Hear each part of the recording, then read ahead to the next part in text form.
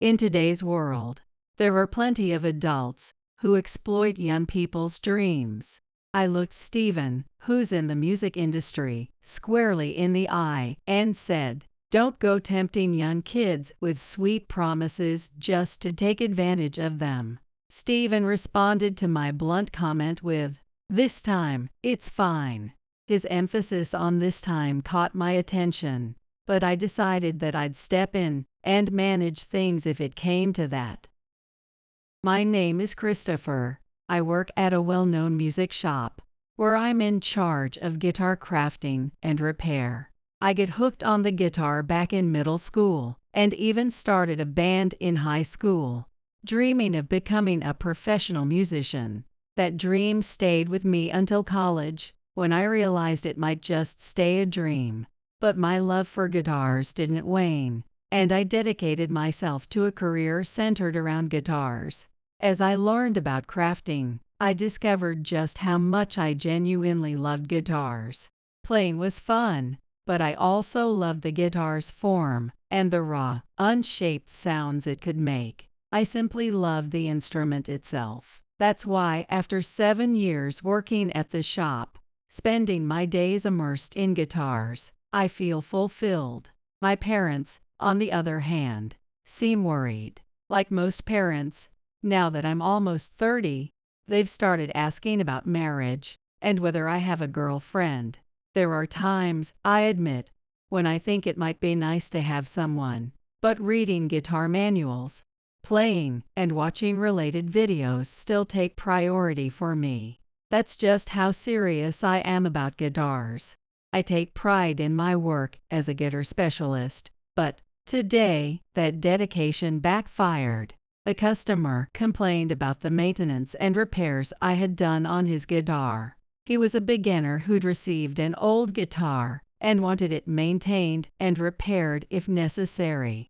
Usually, unless there's something seriously wrong, a thorough cleaning and part replacement can bring an old guitar back to life. After I finished with it, the guitar sounded clear and vibrant, like a whole new instrument. But the customer wasn't happy with the clarity of the sound.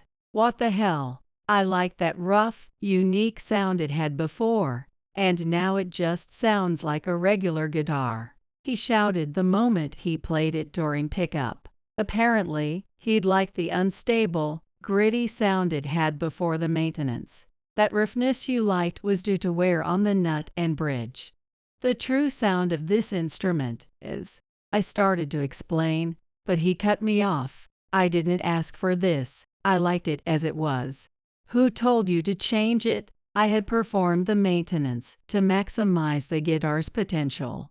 I tried my best to explain, but he wasn't satisfied, demanding apologies over and over, visibly agitated. I apologized several times until finally, my manager, Daniel, came to my side to apologize with me. Daniel also threw in a free set of replacement strings as a gesture of goodwill, and the customer reluctantly backed down, but not without a parting shot. "I'm never coming back to this place again." As he watched the customer walk away, Daniel sighed. "When you took the job, you told him that maintenance and part replacement would change the sound, right?" I just nodded. I always make it a point to explain this when taking on old guitars. But it seems that message didn't get across. We can hear how terrible that sound was. Leaving an instrument in that state is just cruel. And the client was a beginner, right? I nodded again. Then maybe we could have explained things a bit more carefully from the start. But hey, he might have been attached to that pre-repair sound. But the real sound is way better. He'll realize that sooner or later. Daniel tried to be sympathetic, but it didn't change the fact that I had dropped the ball on communication and thoroughness. On the way home, even after I got off the train, I still couldn't shake off the disappointment. When I reached the station's rotary, I heard street music playing, and it lifted my spirits a little. Come to think of it, I remember seeing a girl performing with her guitar here lately. I spotted her, a teenage girl, maybe high school age. Usually, I'd just walk by, comforted by the sound of her guitar, but this time I wanted to linger a bit longer. I took a seat on a bench a little ways away, listening to her play. Her guitar skills were rough, but the effort she was putting in was endearing. More than anything, her clear voice was soothing. In her small hands, the old, beat-up guitar looked oversized and worn, like it had seen better days. Listening to one, then two songs, I felt my heavy heart lighten, almost as if I was floating. The customer from earlier, and all the others I'd worked with, they'd all come into my life through guitars. Just as I care deeply for guitars, I needed to show that same care to my clients. What's done is done, but from now on, I'd make sure to be more mindful. With that resolved, my professional instincts started kicking in. I couldn't help noticing the gritty tone of her guitar. The texture was off, a scratchy, interrupted sound that killed the resonance.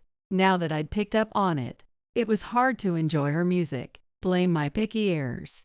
The crowd and the noise of the station made it hard to listen closely, and in the dusk, I couldn't get a clear view of the guitar. Before I knew it, I drifted closer to her as she played. Eventually, when the clock struck 8 o'clock, she started packing up to head home. I slipped $10 into her guitar case. "Thank you." "No, I should be thanking you. Your singing really lifted my mood." As I spoke, I looked up to see her face properly for the first time. Up until then, I'd only had eyes for the guitar, but I was suddenly struck with one thought.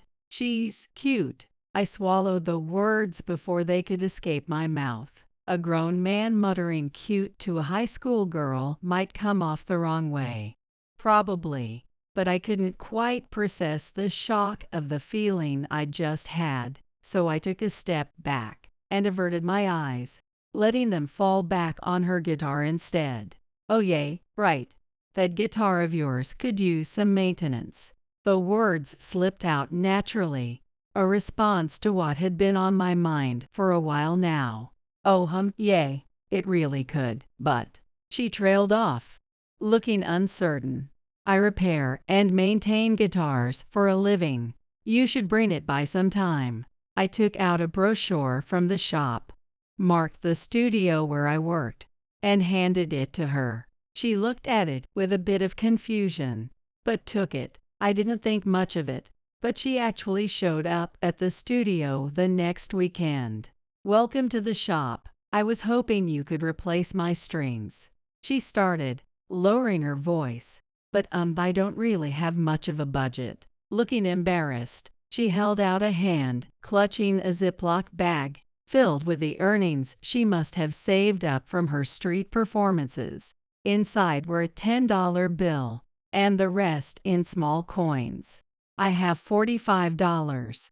Is that enough?" she asked anxiously. "It'll be just fine," I said with a smile, and seeing me smile, she relaxed, her face easing into a relieved grin. When I checked a customer card she filled out, I saw her name was Melody. She was 17 and still in high school. Melody. It's a name that really suits someone who plays guitar, I said. For a moment, she looked pleased, but then she shook her head, a hint of regret in her expression. "I'm not that good. My guitar belongs to my twin sister, Harmony. Harmony's the real player, but she can't play right now, so..." Her voice trailed off. Though I felt curious as to why her twin couldn't play, I sensed it was something sensitive and decided not to press. If I replace the strings and clean it up, it might sound a little different. "Are you okay with that?" Melody nodded. "It's fine." Harmony said the sound's been muffled anyway, so if this is affordable, please go ahead. For the next 2 hours while I worked, Melody waited in the studio. After exploring the guitars in progress, spare strings, and other parts around the shop, she eventually wandered over to where I was working, quietly watching. It was a bit nerve-wracking to be stared at in silence, so I casually asked her, "Did you get your guitar from your dad?" "Actually," she explained, "it was her grandfather's. He'd bought it years ago, wanting to play folk songs. My grandpa still sings folk songs at karaoke, so I know a lot of old songs," she said with a smile. He couldn't play guitar anymore though, so he'd passed it down to her. But I'm more into singing, really. So Harmony was actually the one who received the guitar, and she's way better at it. The songs I sing during street performances are actually ones she wrote. I write lyrics sometimes too, but she and Harmony used to upload their music, recorded at home, to social media. Then, Harmony was diagnosed with leukemia and had to be hospitalized. Melody had taken up guitar and street performing to encourage her. At first, I kept performing at home like we used to and just shared it online, but I figured street performances might help me make some money. Harmony's treatment would take years. Melody wanted to contribute however she could to help her family, but it wasn't easy to earn enough, and she had struggled even to replace her worn-out guitar strings. "Thank you for the other day. I was so happy. It's the first time anyone gave me $10. I just wanted to thank you for your singing. It was really soothing," I replied, maybe a little too quickly, hiding my own embarrassment by pretending to be absorbed in my work. After changing the strings, I gave the guitar a thorough cleaning that went beyond what she'd paid for, then handed it back to her. Melody's eyes lit up as she strummed it. "Wow, it sounds completely different, so much clearer. Thank you." Her happiness filled me with real satisfaction. "I'm glad you like it. If you save up a little, you could also replace the nut and bridge to improve the sound even more," I suggested. When Melody's face clouded a bit, I quickly added, "It's not urgent. Just something to consider whenever you have a little extra from your performances." Looking relieved, Melody nodded. "Yes, that makes sense. I want to take good care of this guitar since it's from my grandpa. And if it sounds better, it'll make Harmony happy too. I'll keep doing my best with my street performances." What's your name?" "Oh right, it's Christopher," I said, pointing to my name tag. "Will you come listen again sometime, Christopher?" she asked, her gaze steady and earnest. Feeling a bit shy under her direct stare, I smiled and said, "Of course. I'll be listening on my way home from work." From that day on, I began looking forward to hearing Melody's street performances on my way back each evening. Her songs filled me with happiness, and she'd wave at me excitedly whenever she spotted me in the crowd. One day, as I was watching one of Melody's live videos during a break, a familiar customer spoke up beside me. "She's got a great voice, doesn't she?" said Steven, who works in event planning. Steven, who plays guitar himself and often brings in instruments for maintenance for local music events, seemed genuinely impressed by Melody's voice. Given his experience in the industry, he expressed interest in hearing her perform live. "I've been looking for an artist with just this kind of vibe. I'd love to meet her and hear her sing in person." If Steven was interested in her talent and it could open doors for Melody, I was eager to introduce them. But I was cautious. There are too many people who might exploit young artists.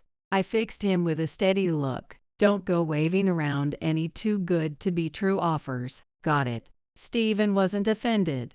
He just grinned and replied, "Fair enough, but this is actually above board. You know about the Main Street event in 3 months. We're inviting professional musicians to perform, but we still have one spot open for a local artist. I think she'd be a perfect fit. All I'm saying is, if I like what I hear, we'll go forward with it. If not, no strings attached." His sincerity convinced me. I introduced him to Melody, but I wasn't going to just step aside. As a self-appointed guardian, I made sure to be present whenever Steven interacted with her. Steven was completely captivated when he heard Melody's voice in person, and before long, she secured a slot in the Main Street event, scheduled for 3 months later. From that point on, I took on the role of Melody's supporter, accompanying her to vocal lessons and event meetings. Her growth in just one lesson was astounding. I'd also replaced the worn nut and bridge on her guitar, and together with her improving vocal skills, her performances reached a new level. The quality of her music drew larger crowds at her street performances. People who once walked by now stopped to listen, and her guitar case began to fill with more generous contributions. Originally, I'd planned to cover the event expenses as her sponsor, but Melody wouldn't hear of it. "I'll let you pay upfront, Christopher, but I'll pay you back every last cent." "All right." Bit by bit then. I didn't expect her to manage it, but her increased street earnings allowed her to pay it all back in record time. Then came her final street performance before the big event. This time, Melody played her first original song. I felt uncharacteristically nervous as I listened closely. The intro had a familiar, harmony-like quality, but as Melody began singing, her cheeks flushed with emotion, and her lyrics unfolded in a heartfelt, tender love song. At that moment, I lifted my gaze and felt our eyes meet. For a moment, I forgot to breathe. As the song ended, applause and cheers filled the air, snapping me out of my daze. It was a street performance under the dim light of the evening, and though I thought our eyes met, it was probably just my imagination. I slipped $10 into her guitar case and kept my tone casual. "That was a beautiful song. Did you write it just for the event?" Melody looked a bit hesitant. "Well, no, actually. I'm not sure yet. It wasn't a song meant for everyone." I didn't press her further. She was a high schooler, and I was 30. Any missteps would be irresponsible. "I see." Still, it was really moving. "I think it'll resonate with a lot of people." She gave a warm smile. "Thank you. Hearing that from you means a lot, Christopher." On the day of the event, Melody took the stage with visible nerves, yet she delivered an incredible performance. Her parents and grandfather were there, moved by her music and the applause she received.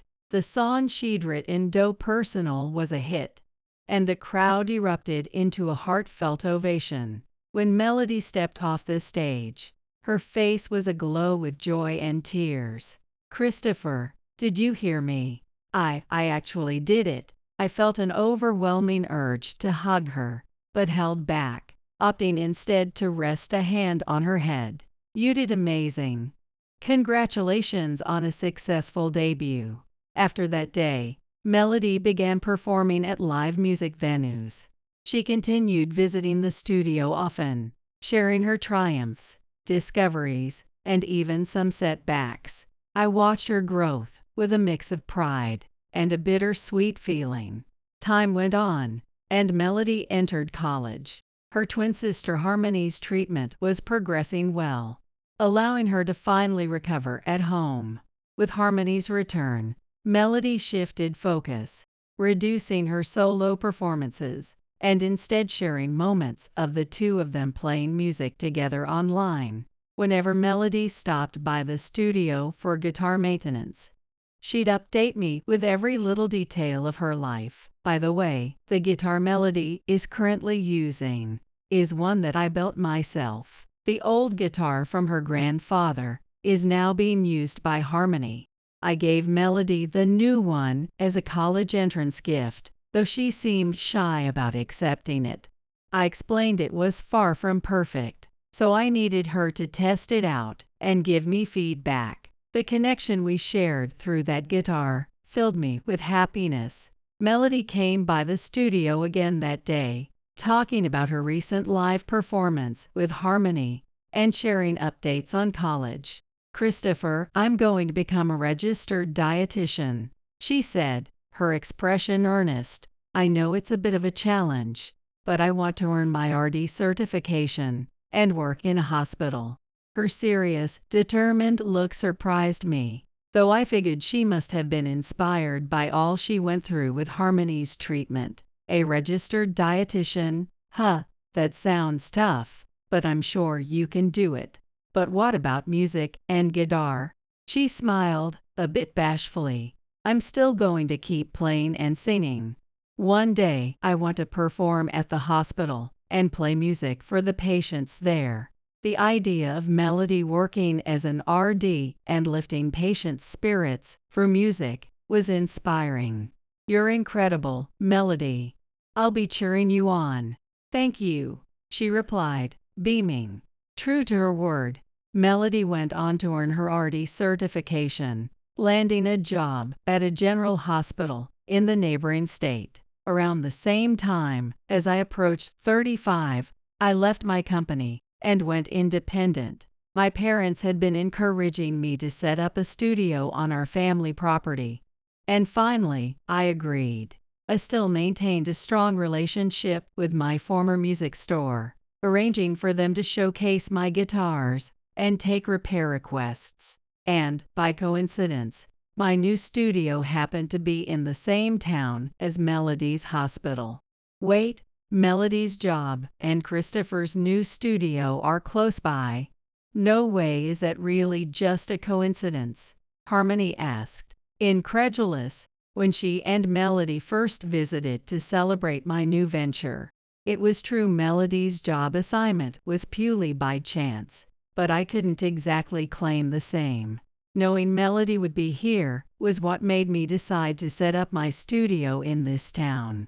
That's simply the truth. I hadn't been waiting around, but now that Melody was starting her own career, I saw no reason to hold back. Even now, Melody often visits my studio, sometimes bringing her guitar and sometimes coming empty-handed. Despite the years that have passed, our relationship remains at a standstill. That evening, she came by after work, sharing stories about a small live performance she'd held in the hospital cafeteria. Patients, staff, nurses, and even doctors, they were all thrilled, she said, her face glowing with joy. But when she left, leaving her guitar for maintenance, there was a hint of sadness in her expression.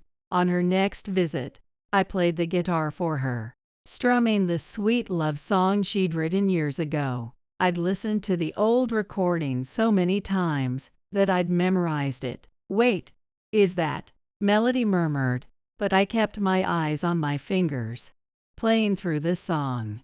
When I reached the second chorus, she joined in, her now mature voice blending nostalgia with a soft melancholy. After the last note faded, I looked up, and our eyes met, just like that moment during her street performance years ago. I held my breath. "Christopher, you remembered this song." Of course, I could never forget it. Melody smiled, tears shimmering at the corners of her eyes. "When I wrote this song, I was thinking about you." My heart pounded. I knew, and it made me happy. We stayed in silence, gazing at each other. Then, as if a thought struck her, she spoke with a hint of a pout. "Wait, so you knew all along, and you never said anything?" Her voice sounded playfully indignant. "Well, back then, you were still in high school. I didn't want to get into trouble," I stammered, trying to explain, which made her laugh, clearly teasing me. "You've always been so important to me, Melody."